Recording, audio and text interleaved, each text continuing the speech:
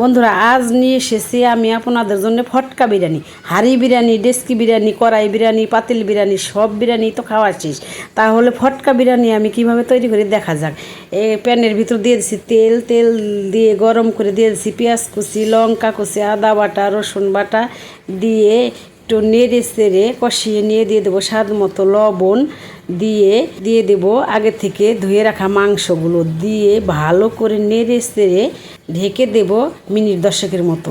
এবার ঢাকনাটি তুলে নেড়ে চেড়ে কষিয়ে দিয়ে দেব বিরিয়ানি মশলা দিয়ে এবার মাংসগুলো এক এক করে তুলে নেব।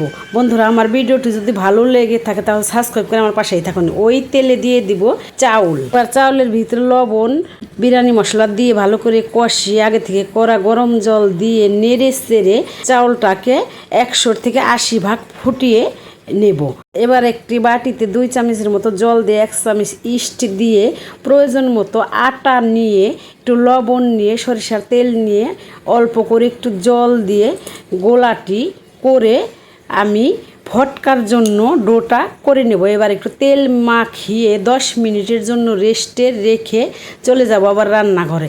এবার চাউলটাকে নাড়াচাড়া করে দেখে নিই। এখানে আমি নিয়েছিলাম বন্ধুরা বাসমতি চাল, আপনারা চাইলে অন্য চাউলও ব্যবহার করতে পারেন। এবার হয়ে গেছে, এবার নামিয়ে নিয়ে রেস্টে থাকা ডোটা আমি মিডিয়াম করে বেলে নিব। একটু একটু করে আলগা ময়দা দিয়ে, বেশি পাতলাও না বেশি মোটাও না, ফটকা বিরিয়ানির ফটকাটা বানিয়ে নিলাম।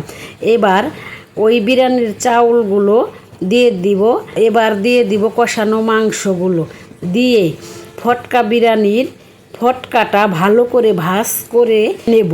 এবার এখানে নিয়ে নিলাম একটা ডিম ফেটিয়ে, এবার ভাজ করে ভাজের মুখে মুখে ডিমের ডোটা দিয়ে মাখিয়ে উপরে একটু মাখিয়ে একটি প্লেটের ভিতর উপরে একটু ডিমের ডোটা ভালো করে মাখিয়ে নিয়ে এখানে দিয়ে দেব স্বাদ ও সুন্দর বাড়ানোর জন্য টুটি ভটি দিয়ে এবার ঢেকে চুলায় বসিয়ে দেব একটি তাওয়ার উপরে দিয়ে দেব।